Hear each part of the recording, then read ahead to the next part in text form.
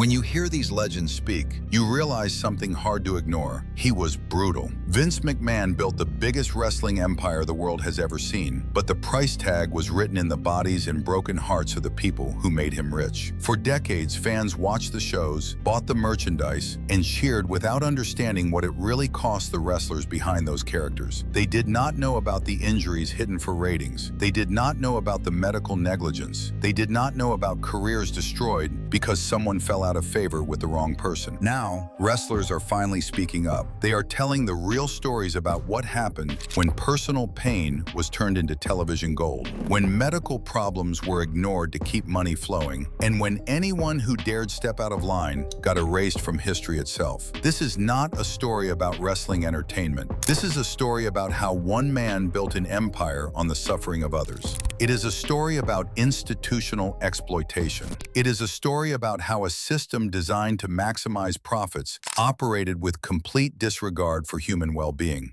If you believe this story matters, if you think fans deserve to know what really happened in professional wrestling, please hit that hype button right now. Give energy to this video so more people understand the real cost of what happened behind the scenes in WWE. Help us spread these stories and these voices. Inside the WWE system, there was one term that drove everything. The term was heat. Heat meant getting the audience to react. Heat meant people would feel something strong, whether that was love or hate. The company measured success by audience reaction. The more intense the reaction, the bigger the success. The more people felt something, the better. But here is the critical key. The company did not care which feeling it was. They did not care if the audience loved the character or hated the character. If a storyline made someone uncomfortable, that was not a problem. That was actually ideal. That meant people were watching. That meant they were emotionally engaged. That meant they would tune in next week to see what happened next. They would keep watching and keep paying. Getting heat sometimes meant exploiting a wrestler's real-life trauma. It meant turning someone's addiction into a comedy bit on live television. It meant using a real person's mental health struggles as a plot device. It meant taking someone who had died and making them a character in a new story before his family could even finish grieving. This was not an accident. This was not a creative mistake. This was the system itself. The system was designed to extract value from pain. This was the business model. Wrestlers in the company had no real protection. They were labeled independent contractors. This meant they had no union. They had no collective bargaining power. They had no real medical insurance. They had no real job security. They worked hurt. They traveled constantly, on the road more than 300 days a year, away from their families. They performed while sick. They wrestled with injuries that should have kept them home. And if they complained, they risked being pushed down the card and forgotten. The company that employed them called them family, but families do not treat people this way. Families do not dispose of people when they become inconvenient. What happened was different. It was business. Brutal, calculated business. The wrestlers were inventory. The pain they carried was content. The traumas they experienced were storylines. This was a system where the performer took all the risk and the company took all the profit. The performer had nothing. The company had everything.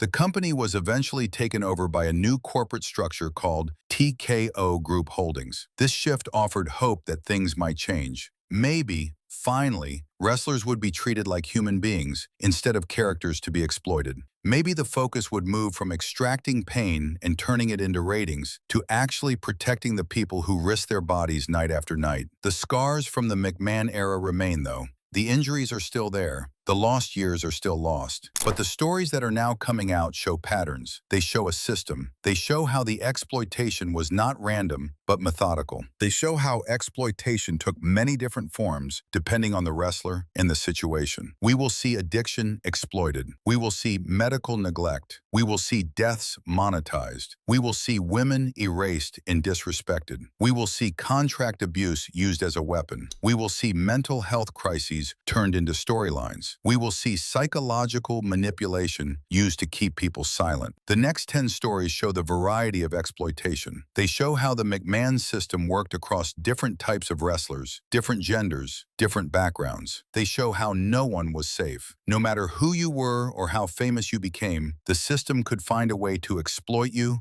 or destroy you, or both. These are the stories that must be told. Number 10 starts with a voice that had to speak truth in modern times. Maria Kanellis is a contemporary wrestler whose experiences inside WWE show how the culture of fear never really went away, even after the company claimed to evolve. Her story is important because it shows that the exploitation did not end when McMahon was forced to step back. The systems he built continued. Kanellis spoke about something simple but absolutely devastating. When Vince McMahon was accused of serious misconduct and faced significant allegations, the company's response was unmistakable. They put him on television. He would appear on screen during broadcasts and receive a scripted ovation from the crowd. The audience was being told to cheer for him. The message was unmistakable. The company was saying to the world that Vince McMahon was still their guy. He was still valued. The wrestlers inside the company saw something different. They saw an insult to the women who had been harmed. They saw the company choosing the man at the top over the safety and dignity of the performers. Kanellis pointed out the cruelty of this moment. She said this was a culture of fear and abuse of power. She said it was not a joke. In an industry with no union, with only one major employer that controls almost everything, the threat of losing your job is the ultimate silencer. Workers feel they cannot speak up because they have nowhere else to go.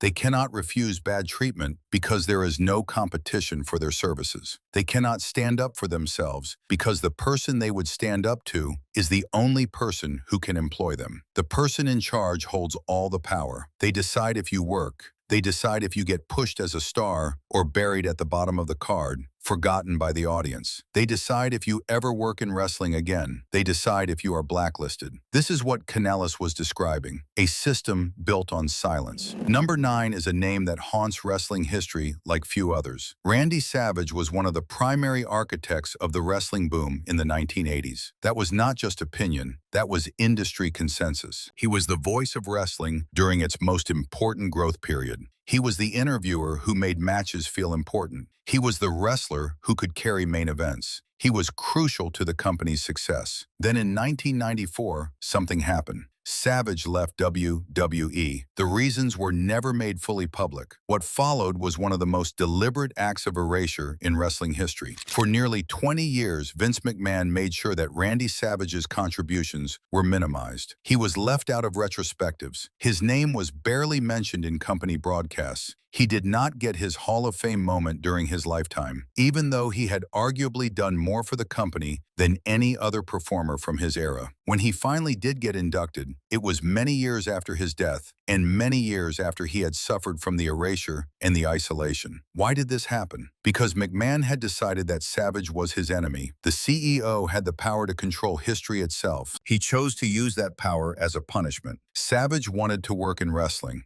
He wanted recognition from the fans. He wanted reconciliation with the company and the people he had worked with for so long. He wanted to engage with the fans who still loved him, but none of that mattered. McMahon kept him in exile because he could. This was called forced obsolescence. It was a way of making someone irrelevant by simply erasing them from history. The message was clear to every wrestler who was watching and paying attention. If you go against Vince McMahon, if you try to maintain independence from his control, if you try to have a career outside his sphere of influence, he will erase you. He will make sure the world forgets what you did. He will blacklist you. He will keep you away from the people and the industry you love. This was a warning to every other wrestler watching during those years. Number 8 shows a different kind of exploitation altogether, one based purely on contractual control. Brock Lesnar was one of the most dominant wrestlers of his era. He was young, powerful, talented, and athletic in ways that most wrestlers were not. He had a background in amateur wrestling. He had the natural athleticism to succeed in any sport. He was pushed to main event status. He was positioned as a top draw. He earned the company significant money through ticket sales and merchandise. But by 2004,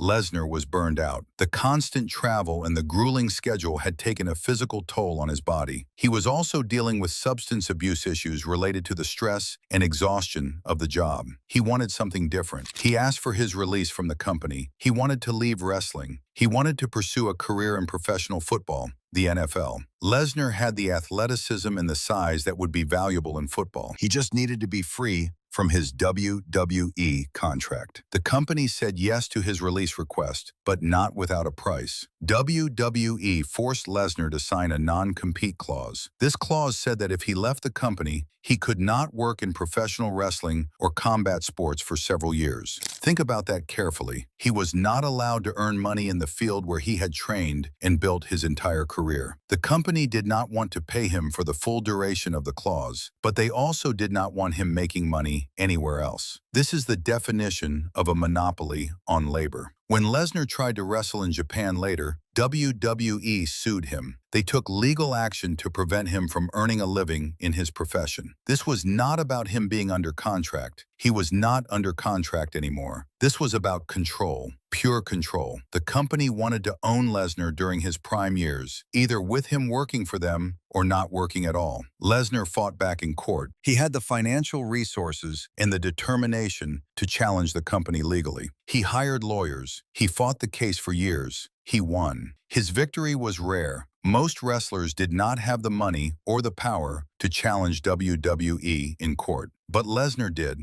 and his legal victory showed that these non-compete clauses could be stopped and challenged. Number 7 is a story that shows how far the company would go to use tragedy for entertainment value. Brian Pillman was a wrestler with tremendous talent and a unique ability to improvise and create compelling storylines. He was known for his unpredictable character called the Loose Cannon, a character that thrived on being unpredictable and chaotic on television. But in real life, Pillman had experienced something tragic. He was in a near-fatal car accident. The accident left him with permanent disabilities and chronic pain. He was dealing with real physical pain every day. He was dealing with emotional trauma from the accident and the uncertainty of his future. Instead of protecting him and allowing him to recover, WWE saw an opportunity. They saw an opportunity for shock value and ratings. They brought him into their company and pushed him to live his gimmick to extreme levels. They had him blur the lines between his real life and his character on television. They encouraged him to be unpredictable in both worlds. The most famous example came in 1996 with the segment called Pillman's Got a Gun. In this scene, Steve Austin broke into Pillman's actual home. This was supposed to be a real home invasion angle. Pillman brandished a firearm as the television feed cut out. The audience did not know if this was real or fake. That was the point. The company was deliberately blurring reality and fiction. This was not just fictional entertainment. This was using a wrestler's real vulnerability and real instability to create shock value and ratings. Pillman was struggling with his health issues. The company knew this, and they exploited it anyway. In 1997, Pillman died. His death was shocking and painful to everyone who knew him and to everyone who had watched him perform. The company's response was immediate and deeply disturbing. Less than 24 hours after his death, WWE conducted a televised interview with his widow, Melanie. They asked her questions on camera while she was grieving. They filmed her sorrow. This was widely condemned as predatory. It showed that the company would extract content from tragedy, no matter the human cost. Number 6 reveals something important about how McMahon treated wrestlers from other companies. Leon White was known professionally as Vader. He arrived at WWE in 1996 as one of the most decorated and respected heavyweight wrestlers in the entire world. He had won major championships everywhere. He had main evented important matches. He had proven himself as a legitimate world-class performer. But Vader had achieved his success outside of WWE, and that was his problem in McMahon's eyes. Vince McMahon had a clear pattern in how he treated talent from other companies. He did not like talent that was already famous and credible before joining his company. He saw them as threats to his authority and to the narrative that WWE was the only place where real wrestling happened. His response was deliberate and systematic humiliation. Vader was forced into segments where he had to call himself degrading names on live television in front of millions of people. He was booked to lose matches to smaller wrestlers who were less experienced and less skilled. This was not creative freedom. This was not good storytelling. This was deliberate humiliation as a strategy. Wrestling fans understood it as a strategy called Talent burial. The company was actively burying the talent. McMahon was sending a message to the audience and to the wrestling world. Greatness from somewhere else does not matter here. Whoever you were before you walked into my company, I will break you down. I will make you look foolish. I will strip away the credibility you earned. I will humiliate you until you are irrelevant. This was a message about power. It was about who was in control.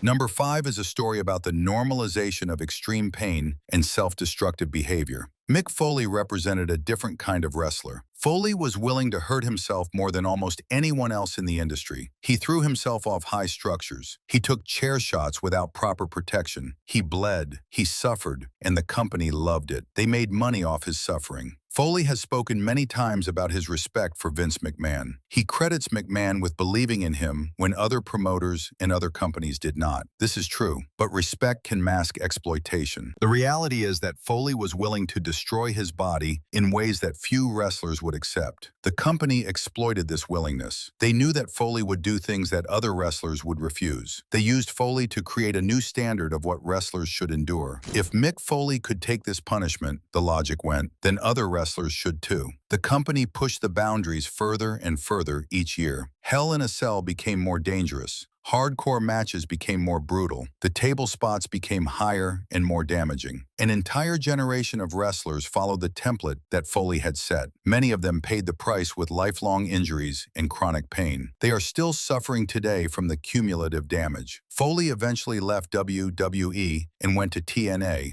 a competing company. He wanted to pursue his wrestling career elsewhere. When he did, something remarkable happened. The family bonds that McMahon had praised and talked about fell away. McMahon did not stay in touch. He did not support Foley's career elsewhere. He did not check on how Foley was doing. It revealed the truth about the entire relationship. The paternal love that McMahon seemed to feel was conditional. It only existed as long as Foley was making money for WWE. The moment he left, that love disappeared. Number 4 shows what happened when you were a woman who threatened the wrong person's power. Joni Lauer was known as China. She was a pioneer in a male-dominated industry. She was the first woman to win the Intercontinental Championship, a title that had been held by legendary wrestlers. She was a main event star. She was important to the most successful era in WWE history. Then her real-life relationship with Paul Levesque, known as Triple H, ended. Triple H married Stephanie McMahon, Vince's daughter, tying himself to the family dynasty. Suddenly, China found herself on the outside. She was not just pushed down the card to lower matches, she was erased. The company removed her from television broadcasts. They left her out of historical retrospectives that discuss the Attitude Era and the wrestlers who made it successful. They pretended she did not exist. When her name was mentioned, she was downplayed. This went on for more than a decade. During that time, she was not invited to company events. She was not acknowledged in company programming. It was not about her talent. She was as talented as ever. It was about loyalty to the McMahon family dynasty. Kevin Nash explained the McMahon family dynamic, calling them his Republican family, but still family. Inside that family, loyalty was everything. Absolute loyalty. If you were part of the inner circle, you were protected and elevated. If you dated the wrong person, if you left the inner circle, if you became a reminder of someone who was no longer in power, you were gone. You were cut off. You were forgotten. Years later, China was inducted into the Hall of Fame, but not as an individual with her own induction. She was inducted as part of a group, D-Generation X. The company still would not fully acknowledge her singular importance and her singular contributions to wrestling history. Number 3 shows the ultimate violation. Eddie Guerrero died in November 2005. He was a beloved wrestler and an important performer. His death was unexpected and tragic. The normal response would have been to allow the company, the fans, and his family to grieve, to stop the storytelling machine for a moment, to show respect, to show that human beings matter more than ratings. The company had a different idea. Instead of pausing, instead of respecting the moment, WWE moved quickly into what could be called necropolitics. This is a term that means treating death as raw material for storytelling. Death becomes content. The deceased becomes a character. Within months, Eddie's memory became part of a feud. Randy Orton was being pushed as a villain and was given lines that said Eddie Guerrero was in hell. This was supposed to get heat, to make the audience hate Orton. It was supposed to drive ratings. What it actually did was shock and disturb people. Randy Orton himself said he was 100% not comfortable with these lines. He did not want to say them. He felt it was disrespectful and wrong. He only agreed to say them after Rey Mysterio,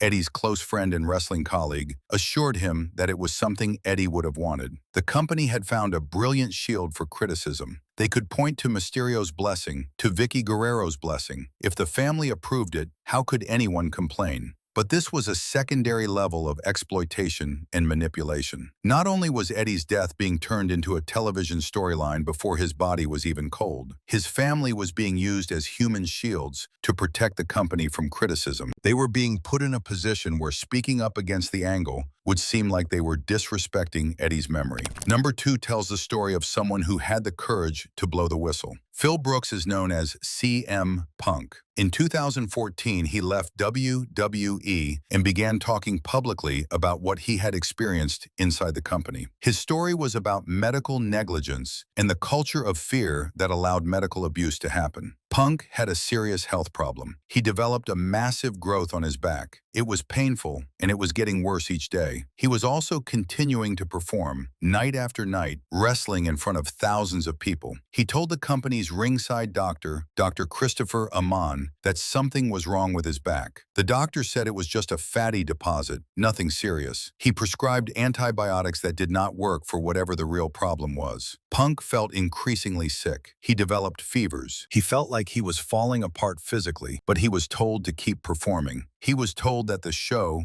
must go on. When he asked for help during a concussion at the 2014 Royal Rumble, Dr. Amon asked him what he wanted the doctor to do. This was completely backwards. The burden of medical decision-making was placed on the injured athlete, not on the medical professional. Eventually, Punk's condition was diagnosed correctly by an outside doctor. It was MRSA, a serious staph infection. By that time, weeks or months had passed. The infection had been allowed to spread while Punk continued to work, to travel, to perform. Punk left the company and spoke publicly about what happened. He went on podcasts and told his story. Dr. Amon responded by filing a lawsuit. He sued Punk for more than $1 million for defamation. This was the company's way of dealing with whistleblowers. They did not fix the medical system. They did not apologize. They did not admit wrongdoing. They did not fire the doctor or reevaluate the protocols. Instead, they used litigation as a weapon. The lawsuit was technically between Punk and the doctor, but everyone in the wrestling world understood the message. If you speak up about medical problems, if you expose what happened to you, if you try to protect future wrestlers by telling the truth, you will be sued. You will spend years in court. You will face a financial threat. Your legal costs will be enormous. Punk eventually won the lawsuit. A jury found he was not liable, but the damage was done. The locker room had learned the lesson. Challenge the company's medical practices and face years of legal warfare. Number 1 brings us back to where so much of the exploitation started. Michael Hegstrand was known as Road Warrior Hawk. In the late 1990s, during what was called the Attitude Era, WWE decided that they wanted their programming to feel more real and edgy. They wanted to push boundaries. They wanted shock value. Hawk had a vulnerability that the company could exploit. He was struggling with addiction to substances. His personal battle with substance abuse was real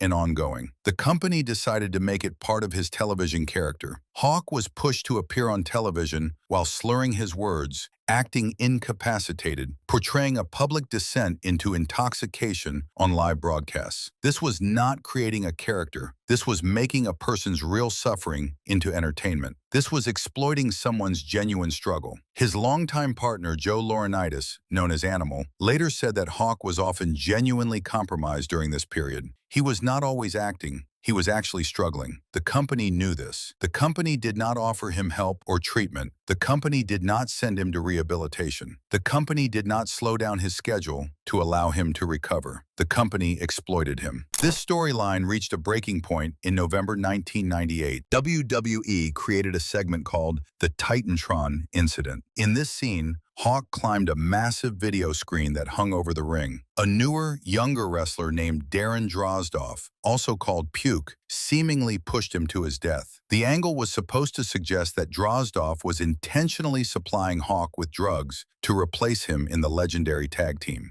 This was too much. The audience rejected it completely. The performers involved felt sick about it. The angle was scrapped immediately. But the damage was done to Hawk emotionally and psychologically. Hawk left the company shortly after. The Road Warriors, one of the greatest tag teams in wrestling history, departed because of how they were treated. The company had exploited Hawk's addiction so far that it broke the partnership. It cost wrestling history one of its most important relationships. What do these 10 stories tell us? They tell us about patterns of abuse. They show a pattern. They show a system. Personal suffering became intellectual property of the company. Medical problems were hidden to protect ratings. Wrestlers were treated like characters that could be used and discarded. Talent from outside the company was humiliated to prove McMahon's superiority. Women were excluded and erased when they became inconvenient. Death itself was not a boundary that the company respected. The company would use it for storytelling and profit. These were not accidents or random incidents. These were not mistakes made by individuals.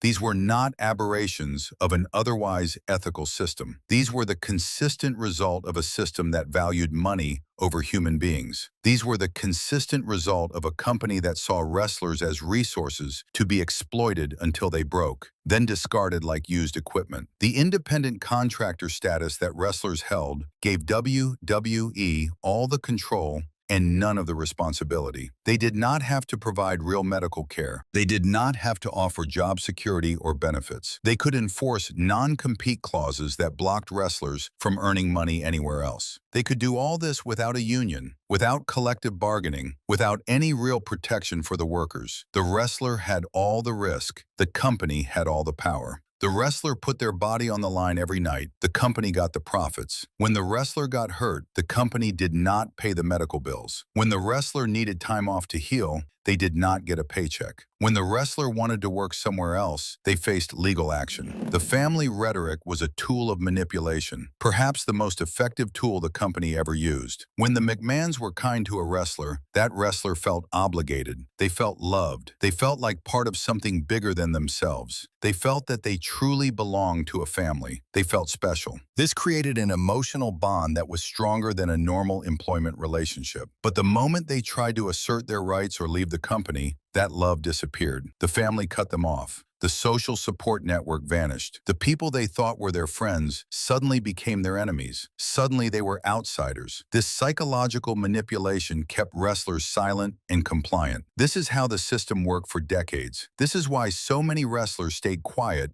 even when they were being hurt or exploited. This is why it took decades for the truth to come out. The wrestlers were isolated. They were dependent on the McMahon family for their identity and their livelihood. They had nowhere else to go, no one else to turn to for support. They were trapped in a psychological prison created by the rhetoric of family. But something changed. The move to TKO Group Holdings offered the possibility of a different future. A corporate change at the top. New leadership with different values. New priorities. More transparent corporate practices. A shift away from the old McMahon way of doing business. Maybe.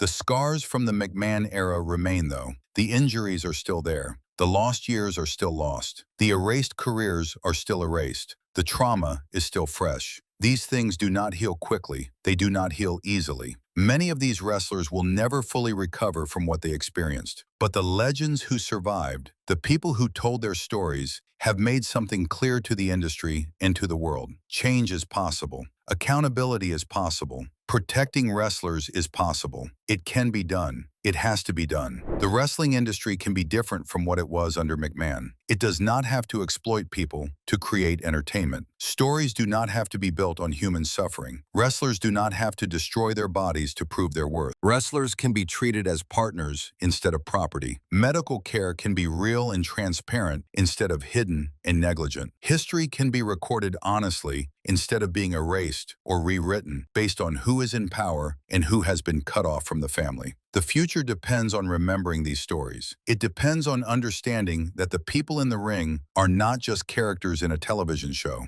They are human beings. They take real risks every single night. They sacrifice their bodies night after night. They earn their legacies through sweat and blood and years of dedication. They deserve protection, dignity, and respect. They deserve to be treated as people, not as resources to be consumed and discarded. The wrestling industry was built by the legends whose stories you have heard today. They built it with their talent and their bodies and their commitment. They built it while being exploited. They built it while being hurt. They built it while being lied to and manipulated. The least the industry can do now is to protect the next generation. These legends are speaking now. They are telling the truth. And because they are willing to take that risk, the next generation of wrestlers will hopefully work in a world that values their humanity. That is the real victory. That is the change that matters most. These stories matter because they represent a systemic problem that existed for decades. These wrestlers matter because they are not just names on a card or characters in a television show. Their courage matters because it took enormous strength to speak up about what happened. Their sacrifice matters because they gave everything to build this industry. And their voices deserve to be heard by everyone. The WWE exploitation era was not a series of mistakes by one man. It was a system. It was a structure. It was a deliberate approach to maximizing profits at the expense of human well-being. The responsibility lies with everyone who knew what was happening and said nothing. The responsibility lies with everyone who benefited from the system. The responsibility lies with anyone who put ratings and money ahead of human dignity. What comes next will define whether the wrestling industry has truly learned its lesson. Will there be real structural changes to protect wrestlers? Will there be union representation? Will there be transparency in medical care and financial practices? Will wrestlers finally be treated as employees with real protections and benefits? Or will the industry simply try to forget these stories and move forward with the same broken systems in place? The legends have spoken. They have told their truth. Now the industry must answer with action, not just words. That is how we honor their courage. That is how we protect the next generation. That is how real change happens. The responsibility for creating this change lies with everyone who works in the industry. It lies with management. It lies with wrestlers who still have platforms. It lies with fans who continue to support the industry. Everyone has a role to play in creating a different future for professional wrestling.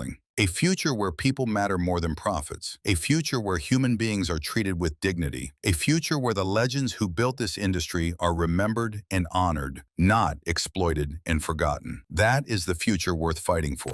The stories of Road Warrior Hawk, CM Punk, Eddie Guerrero, China, Mick Foley, Vader, Brian Pillman, Brock Lesnar, Randy Savage, and Maria Kanellis are not just stories about wrestling. They are stories about power. They are stories about what happens when one person has absolute control over an industry. They are stories about the cost of greed. They are stories about survival. They are stories that needed to be told. These wrestlers have done something brave. They have risked their careers, their safety, and their reputations to tell the truth. They have chosen to speak up, even though it would have been easier to stay silent and move on with their lives. That takes courage. That takes strength. That takes a willingness to face backlash and criticism and legal challenges. That is what these legends have done. That is why their voices matter. That is why their stories matter. The wrestling industry owes them a debt of gratitude. The fans owe them gratitude. Everyone who cares about the future of professional wrestling owes them gratitude. Because without their voices, without their courage, without their willingness to tell the truth, nothing would change. The system would continue. The exploitation would continue. The next generation of wrestlers would face the same challenges and the same abuse. But because these legends spoke up, there is hope. There is the possibility of something different. There is the possibility of a wrestling industry that values human beings, that respects wrestlers, that protects them, that treats them fairly. That is the legacy of these brave wrestlers. That is why their stories will continue to be told.